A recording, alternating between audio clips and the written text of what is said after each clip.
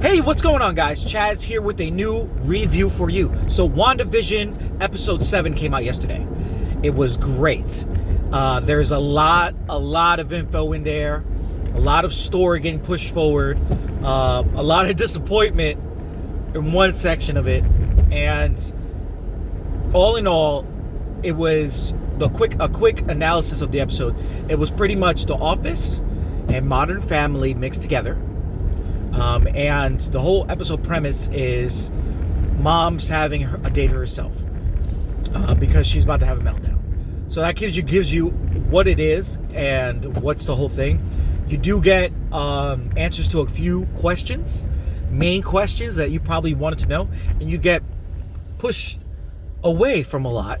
And it's just, God, I don't want to spoil right now because spoilers are going to be in a couple seconds. But the episode was great, guys. So if you don't want any spoilers, leave right now because I'm going into it. And you can come back later, watch it again if you want, and we can get it right into it. So, spoilers. We start out with Wanda waking up in bed in her red outfit from Halloween. But she's in the 2000s now, modern day.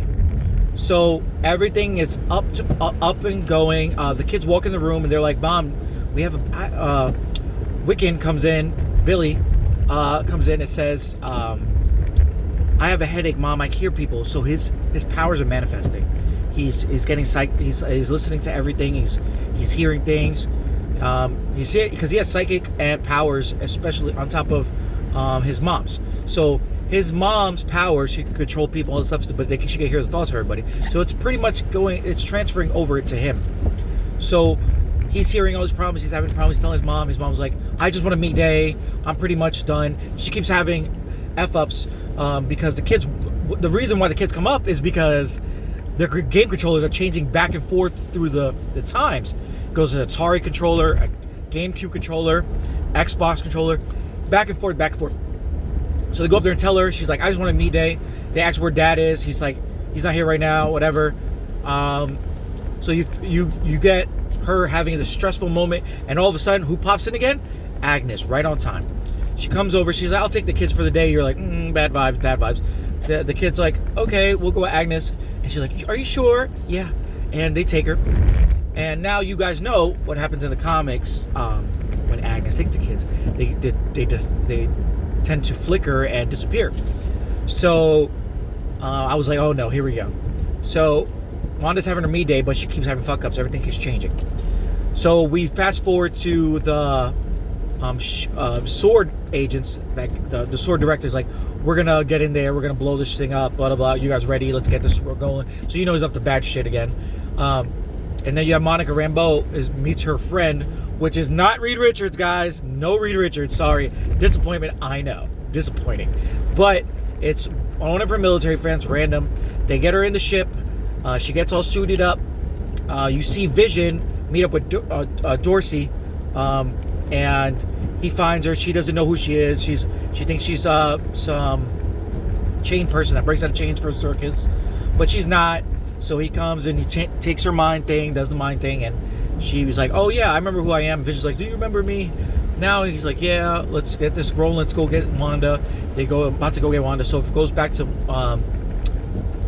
Monica Rambeau, and this is awesome. Okay, I like this a lot. She gets in the ship, the truck, goes in, and to be honest, I think the end Easter egg is going to find out this was designed by Reed Richards. That's my point. I think that Reed Richards is the one who designed this truck. But anyway, they go in. It starts going in and it stops. It starts getting absorbed. And Jimmy Woo's like, no, it's getting changed. Bail. And Monica jumps out. And she's like, the truck gets absorbed, gets shot out. It turns into some old 1995 truck. And then she's like, I can get in there. She runs in with her special suit. And she's going to, like, getting these waves coming through her, like Fantastic Four is going to happen. And she starts changing. You hear Carol Danvers' voice. You hear everybody's voice. You hear people's, Nick Fury's voice. And she starts changing. Her eyes start glowing blue. And right then and there, she becomes photon. She gets through, boom, her eyes are glowing and everything, and she got her power. She starts hustling, put it to Wanda. Fast forward to Vision, he keeps getting stopped going there. Wanda keeps stopping from going there. So what he does, he's like, I'm done, I need to get out of this. He flies up, goes through the roof, and is gonna go to see Wanda. We go to Wanda. Wanda is like, oh man, I miss the kids. She's like the TV starts changing and everything. She goes to Agnes' house, and she's about to go to. She's going outside to go find the kids, and Monica runs up, is like, Wanda, it's me, and then she tries to attack her, tries to slam her, and Monica Rambeau catches the ground. Boom. She's like, yeah, bitch, I'm Photon. I got powers now. Thank you very much. And Wanda's like, what the fuck? Then all of a sudden, who comes up again? Agnes. You're not stressing my friend out. She's done. She doesn't need you. Oh, shit. And my tire pressure went up. So she goes and she brings her in, and what's her name? Wanda starts going, oh, what's going on? Where are the kids? She's like, oh, they're probably in the basement. And she's like, she's looking at the food is empty. There's toys on, but the kids are nowhere to be found. And there's this weird rabbit there. The rabbit's something. The rabbit has to be something. I think it might be Doctor Strange. I legit think so. I think that it might be Doctor Strange in there as the rabbit, which I'm pretty sure it is. So, what happened? What happened next? Oh yeah, so she goes in the basement. She looks in the basement. She finds the book of, is it the Book of the Damned? I can't remember. It's a book that's a very powerful book, and it's glowing. Agnes goes down and goes, oh, I see you found my secret.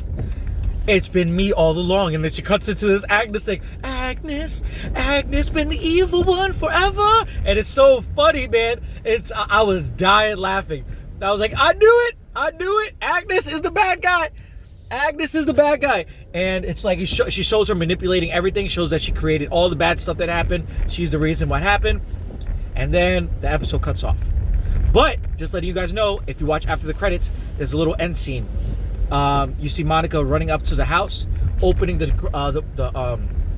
basement doors, and who confronts her? Pietro says, "Oh, you're sneaking around, huh?" And it cuts off right there. So, guys, this episode was fire. All our questions got answered pretty much for the most part. But I think that Pietro's Nightmare. Honestly, I think so. I think he's Nightmare. And I also think there's a bigger player in this whole thing. I think it's Dormammu is going to be the big bad, or Mephisto. But with that said, guys, let me know what you guys think. Are you excited? You see that Wanda's about to fight with Agnes at Hearth, and Harness. And let's see what you guys think. Anyway, like, share, subscribe, guys. I know I was talking on my ass because I'm driving too, so I just wanted to get this out there before I go into work today. Be safe today, guys. If you're in Texas, I pray for you guys. And Jersey, we just had a storm today. Be careful. I'll see you on the next one. Peace.